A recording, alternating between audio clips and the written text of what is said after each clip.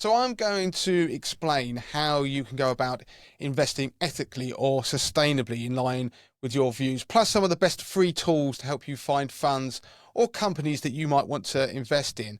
In the last year, there's been a massive shift in ethical and sustainable investing in the UK, specifically when it comes to unit trusts, investment trusts, and exchange traded funds. So they're known as ETFs.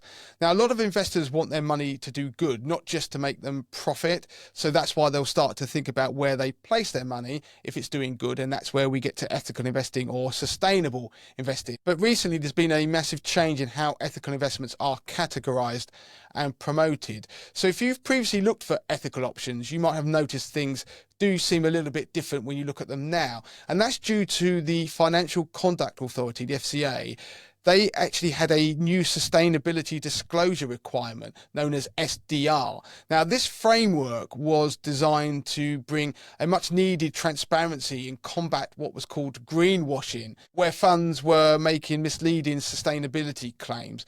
But if we rewind a little bit to pre-SDR, then historically ethical investing was awash with jargon such as socially responsible investing, SRI, words like impact investing, ESG, green investing, dark green investing, light green investing. And now the problem was that there was a lack of standardization across all of those terms. And so funds could use labels like ethical, sustainable, or ESG without a clear or universally agreed upon definition.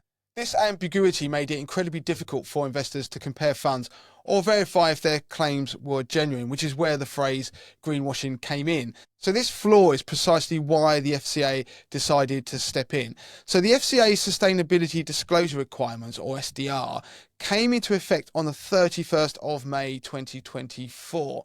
And the idea was to try and build trust and provide clarity.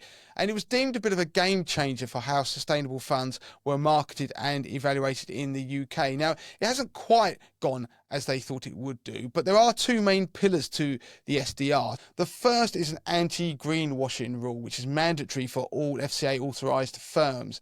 And this rule demands that any sustainability claims made in communications must be fair, clear and not misleading and proportionate to the actual sustainability profile of the product in question. And this is a crucial baseline protection against misleading marketing, even for funds that don't adopt the new labels, which I'm going to come on to. Now, the second pillar is the voluntary labels that I've just mentioned. And these are labels which fund managers can choose to adopt for their products from the 31st of July last year. Now, the system introduces 4 distinct investment labels designed to help you differentiate funds based on their sustainability objectives and approaches. Now, to qualify for any of the labels, the fund must meet strict criteria, including investing at least 70% of its assets in line with its sustainability objectives. Now, the 4 labels that I'm showing on screen include sustainability focus, and this is for products that invest in assets already deemed environmentally and socially sustainable, consistently meeting a robust standard. This has been the most popular label so far that funds have applied for. Then there's sustainability improvers. This is for products investing in assets that have the potential to improve their environmental or social sustainability over time. Then you've got sustainability impact. Now, this label is for products whose primary objective is to directly achieve a positive, measurable environmental or social outcome. And this is the second most popular label. And the last label is sustainability mixed goals. And this is for products that combine elements of the other labels, pursuing sustainability outcomes both directly and indirectly. Now, before I move on, there is also a new naming and marketing rule which came into effect from December 2024, and there was a bit of temporary flexibility until the 2nd of April 2025. And what it means is that funds that don't qualify for a label or choose not to have one, don't forget you don't actually have to apply for a label if you don't want to if you're a fund house, but if you still have sustainable characteristics, they must clearly differentiate themselves. So this means that many of them will have changed their fund names. And you will have seen that in your own portfolios where funds have suddenly changed names in the last couple of months. So while the SDR labels are good news, it's something we've needed in the sustainable investing world, fewer funds have adopted the labels than initially expected. But the latest estimates are that there are around 100 funds that have adopted the labels. But while that is positive news, it has created a bit of a two-tier market which you need to navigate. So many long-standing ethical funds, especially those focused on negative screening, like avoiding arms dealers, haven't applied for SDR labels because the labels are focused on sustainability, which is focused on investing in organizations that can demonstrate great practices and policies in terms of environmental impact or their social responsibility, and also the quality of their internal governance. Ethical investing is something slightly different. It is subtle, but ethical investing tends to focus on excluding certain investments rather than an outright explicit sustainability objective. So that means ethical funds can be sustainable in nature, but that is not what their objective is, and therefore they will struggle to meet the label criteria to apply for a label. So there are many, and in fact most, ethical funds. In fact, there was only one ethical fund that the last time I checked that had an SDR label.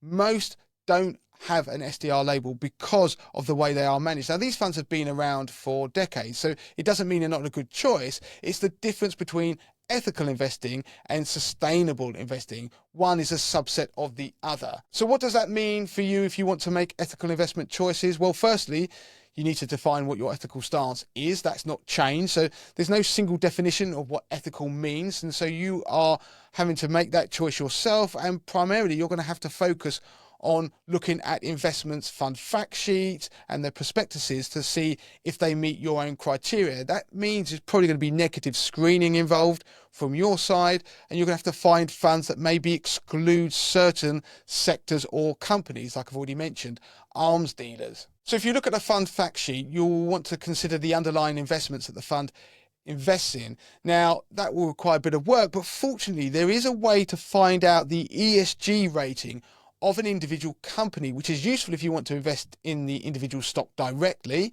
if you want to invest in shares, for example, or if you're just looking at the holdings within a fund that you might want to invest in.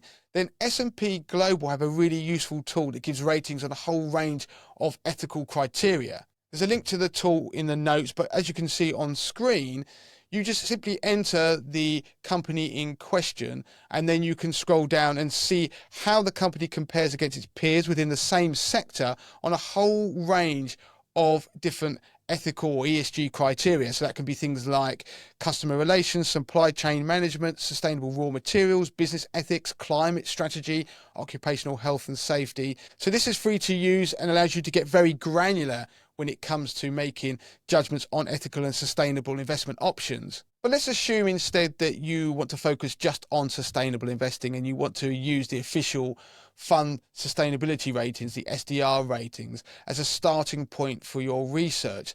Now, the difficulty is that the FCA doesn't actually publish a list of the funds which have secured each rating, which isn't very helpful. However, I found a way in which you can research these funds. So if you go to Fidelity, the investment platform has an investment finder. There's a link in the notes, and you can use an investment finder to screen not only unit trusts, but also ETFs and investment trusts by a whole range of criteria, including the sustainability label. So you can pick one like sustainability focus, then you can find the various different options under different asset classes and then start your research from there. Crucially, you don't have to be a customer. This is a free to use tool that everybody has access to. Now, using that tool, you can also add the fund to a watch list, look at past performance as well. But what about if you actually want some suggestions rather than carrying out your own research? Perhaps one of the best ways to find sustainable and ethical unit trusts, investment trusts, or ETF ideas is use the research provided by another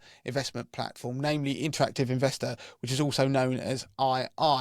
Now, Interactive Investor has an ACE list, so it's called the ACE 40, which is the UK's first rated list of sustainable investments and contains 40 funds on there. Now, you can see there's a link to the list in the notes again, but you can see on screen they are categorized by their different asset classes that they are exposed to, and you can click through to find out more information about them and carry on your own research. But what about if you want to find passive funds, such as trackers that invest sustainably or match your ethics? Now, this is a tricky one, but one of the best ways to find funds is to use the Morningstar's Fund Screener tool. Again, there's a link in the notes. I'm showing it on screen, and you can look for funds based on Morningstar's own ESG rating, as well as other criteria such as management style, so you can pick active or passive, or even performance risk. So if you look at the tool, you click on show more, you can see the ESG risk ratings. These are proprietary to Morningstar. You can read about how they assess individual funds, but you can then pick the management style.